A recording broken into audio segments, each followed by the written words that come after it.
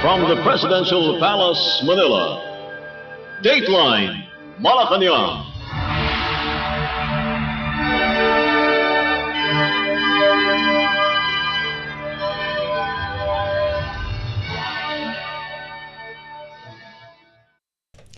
Good day, this is Dateline Malacañang and here are the news. Malacañang said Philippine President Ferdinand R. Marcos Jr. is seeking a better policy to address issues concerning online gambling. Speaking to reporters, Presidential Communications Officer PCO Undersecretary and Palace Press Officer Claire Castro said President Marcos understands the sentiments of families who are having problems with a household member because of addiction to online gambling games. Katulad po na sinabi natin kahapon na meron nga pong proposal ang DOF patungkol po sa pagpatataas ng tax at yan po ay aaralin at sabi nga po natin din kahapon, ang Pangulo po ay nakikisimpatya sa mga pamilya na nabibiktima ng ganitong klaseng gambling dahil po yung ibang kanilang mga kasama sa bahay ay nagiging gumon sa pagsusugal. So yan po ay tinitingnan din po ng Pangulo para po mas maganda po ang maging polisiya pagdating po sa online gambling. Castro on Monday said President Marcos is open to the Department of Finance proposal to regulate and impose taxes on online gaming platforms. The Philippine Amusement and Gaming Corporation or PAGCOR and the Department of Information and Communications Technology or DICT are collaborating to take down all illegal gaming websites. The DICT has so far removed 7,000 unauthorized online gaming sites identified by PAGCOR according to data released by Malacañang on June 19. The palace also encourages the public to report to PAGCOR the names of individuals who are getting addicted to deny them access to any online gaming platforms. Dateline Malacañang. The Marcos administration will double its efforts to open more job opportunities for Filipinos, Malacañang vowed as it welcomed the increase in employment in May 2025. This after the Philippine Statistics Authority or PSA reported that the country's labor force now reached 65.8% of the population as of May 2025, higher than the 64.8% logged in May 2024. In a press briefing, Presidential Communications Officer PCO Undersecretary and Palace Press Officer Claire Castro said Philippine President Ferdinand R. Marcos Jr. is happy that government efforts to provide quality jobs to Filipinos are bearing fruit. Yes, syempre po, masaya po at malugod na tinatanggap po ng Pangulo ang pag-uulat na yan dahil nakikita po natin ang pagporsigi ng administrasyon para mabigyan ng magandang trabaho ang mga kababayan natin. Sa ating mga pag-uulat ng mga nakaraang araw, marami po talaga tayo na ibigay na job fairs, na conduct ng job fairs para ito talaga sa ating mga kababayan. At pagpupursigihan pa, hindi ito natatapos dito. Kumbaga, hindi ito para magpunyagi. Kailangan mas maganda pa ang ipakita ng administrasyon para makapagbigay pa ng mas maraming trabaho sa ating mga kababayan. The government has provided 170,000 jobs for Filipinos through job fairs held from 2022 to May 1, 2025 according to government data. According to the PSA's labor force survey, an additional 1.4 million Filipinos have joined the labor force, which now consists of 52.32 million individuals. The unemployment rate declined to 3.9% in May 2025, down from 4.1% in May 2024. The underemployment rate rose to 13.1% in May 2025 from 9.9% in May 2024, as more part-time workers seeking extra work hours cited variable working schedules or the nature of work as the reason for working less than 40 hours per week, according to the PSA report. Dateline Malacañang.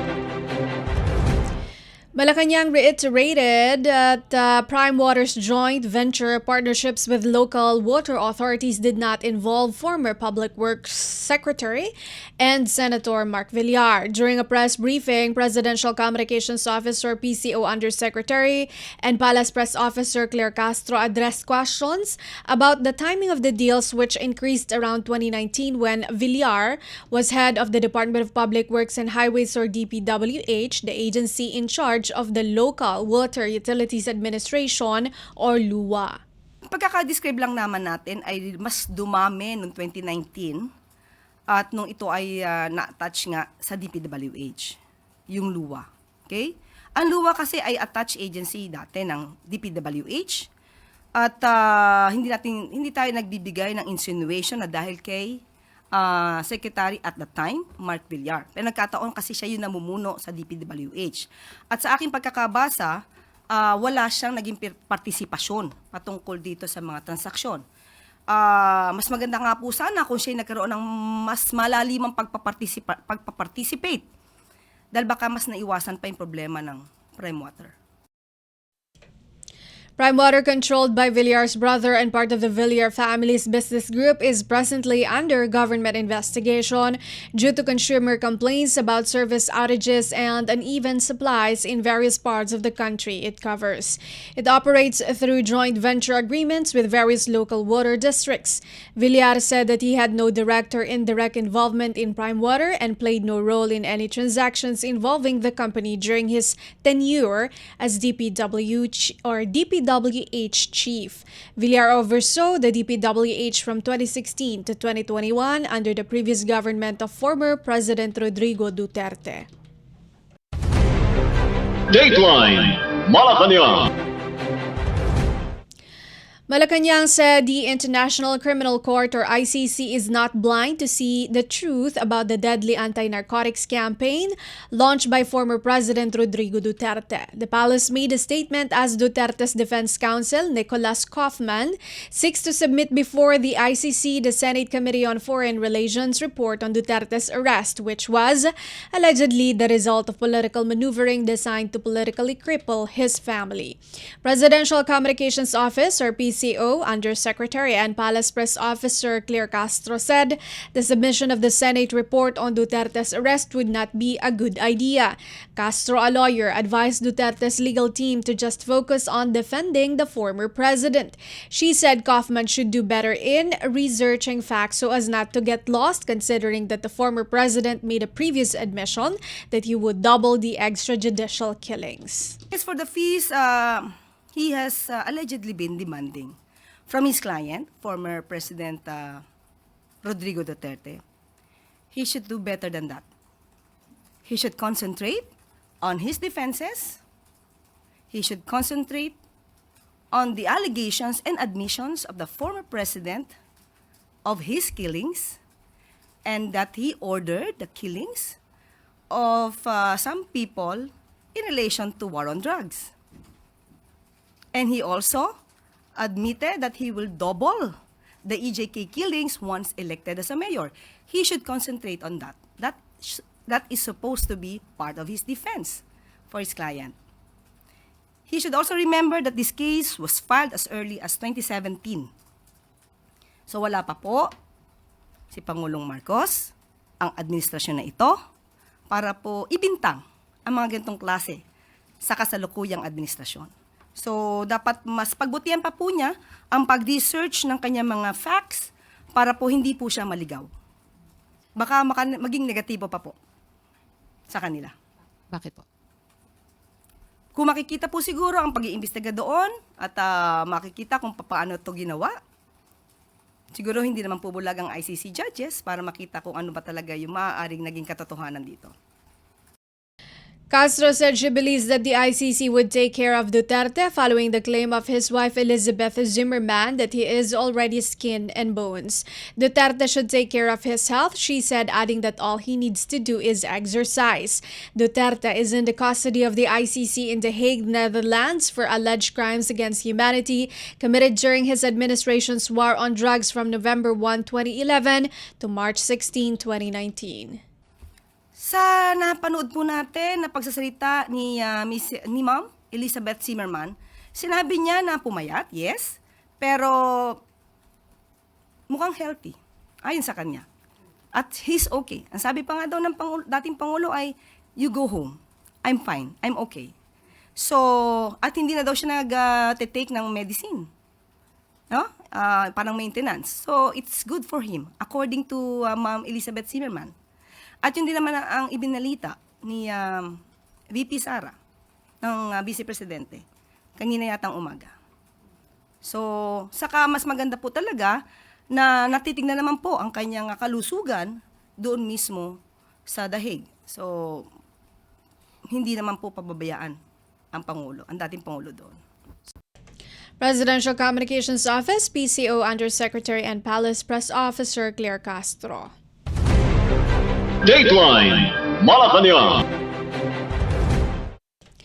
Malacañang said Philippine President Ferdinand R. Marcos Jr. has yet to receive a short list of nominees for the next ombudsman but emphasized the chief executive's criteria for the successor of retiring Ombudsman Samuel Martires.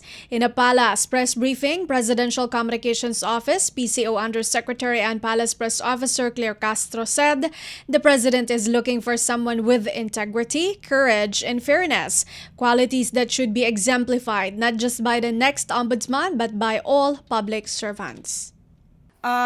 Yan po ay nasagutan natin noon, pero sa kasalukuyan ay wala pa pong natatanggap na shortlist ang Pangulo. At katulad ng ating sinabi, dapat po isang matino, matapang, fair.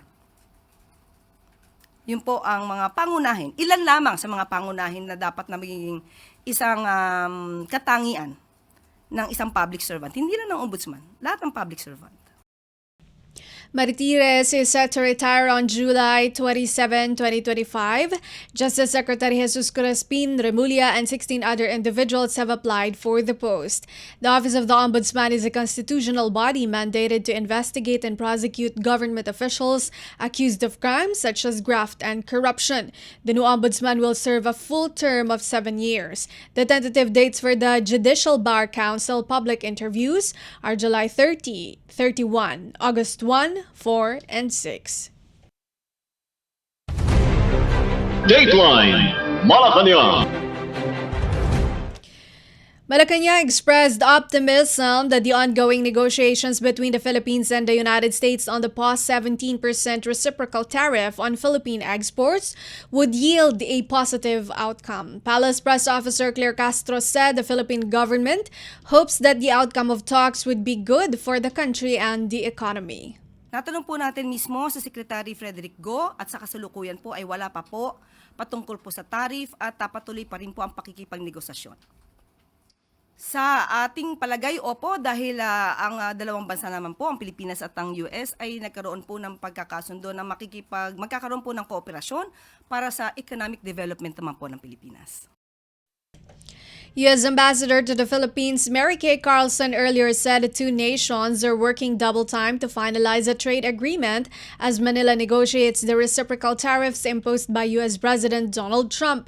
Trump earlier announced a 90-day pause on the higher reciprocal tariffs on the Philippines and the U.S. other trading partners on April 9, but the blanket 10% duty remains. The new tariff rollout was supposed to proceed on July 9, but Trump extended the deadline for trade talks to August 1, according to reports. Malacañang earlier said the government is ready for the possible fallout of trade talks with the U.S. Dateline Malacañang. Malacañang announced that Philippine President Ferdinand R. Marcos Jr. is preparing for his fourth State of the Nation address or SONA, aiming to provide a clear and thorough report to the Filipino people. President Marcos is scheduled to deliver his SONA to a joint session of Congress on July 28 at Batasan Pambansa, where he will outline his administration's progress halfway through his term and reaffirm policy directions in the economy, infrastructure, agriculture, digitalization, and national security. In a press briefing, Presidential Communications Officer PCO Undersecretary and Palace Press Officer Claire Castro said President Marcos is still working on polishing the address, emphasizing the importance of providing a clear, complete report to the Filipinos. Opo, ang sabi po sa akin hanggang ngayon pa ay nagpe-prepare pa rin po at kailangan po na maging mas maganda ang pag-uulat sa taong bayan patungkol sa kanyang mga naging proyekto at mga achievements. Sa ngayon, wala pa po ako mabibigay na detalye. Baka po sa susunod na mga linggo, makapagbigay na po ako. The House of Representatives began SONA preparations as early as May with some 27,000 security and response professionals expected to be deployed to secure the Batasan complex. Dateline Malacañang.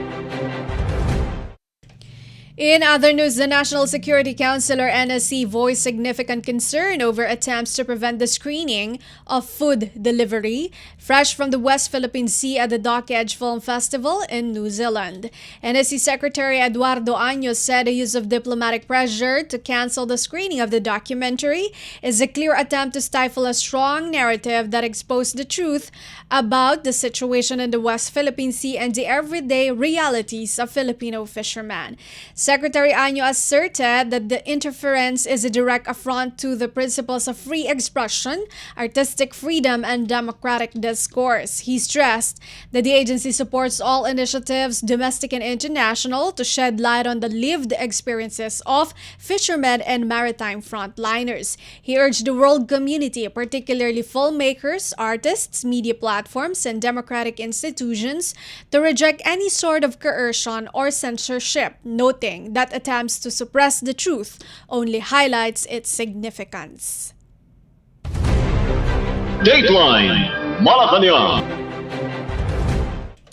In compliance with Philippine President Ferdinand R. Marcos Jr.'s directive to expedite the provisions of affordable housing, the Department of Human Settlements and Urban Development or DSUD ordered all its attached agencies to operationalize the DSUD 8-point agenda. In a memorandum signed Monday, DSUD Secretary Jose Ramon Aliling tasked the National Housing Authority or NHA, Social Housing Finance Corporation or SHFC, the National Home Mortgage Finance Corporation or NHMFC, the Pag-ibig Fund, and the Human Settlements Adjudication Commission or HSAC, with specific priority actions to operationalize the President's instruction. In particular, the NHA and SHFC were directed to immediately turn over unoccupied but completed housing projects to bona fide beneficiaries. Both agencies were also ordered to conduct an immediate inventory of all government-funded housing projects. The Pag-ibig Fund, on the other hand, was identified as the funder of a joint venture agreement with NHA and SHFC to accelerate the nationwide implementation of the expanded 4PH. All key shelter agencies, KSAs, were also tasked to activate technical working groups to align policies with the flagship program. To fast-track the program implementation, Aliling ordered that all 4PH projects with pending applications must be immediately acted upon. In connection with the streamlining of process, all KSAs were instructed to support the establishment and operations of one-stop shops and identify internal procedures that can be integrated, and that all processes must be aligned with anti-red tape authority standards. The move extends the adoption and implementation of the DSUD's 8-point agenda aimed at expanding the flagship Pambansang Pabahay para sa Pilipino or 4PH program to widen the coverage of beneficiaries from the working class to the poorest of the poor, fast-tracking program frameworks and implementing rules and regulations, streamlined permitting processes, full digitalization by 2028, unified effort with attached agencies, periodic dialogue with developers, protecting home buyers, and zero tolerance for corruption. Upon his assumption last May, Aliling laid out and immediately executed the 8-point agenda designed to operationalize President Marcos's vision for recalibrated 4PH to widen the coverage of beneficiaries and expedite the delivery of housing units. Dateline Malacañang. Around 1.4 million Filipinos, over 1,000 additional government offices will have faster and more reliable internet connections once Phase 2 and 3 of the National Fiber Backbone or NFB program are completed.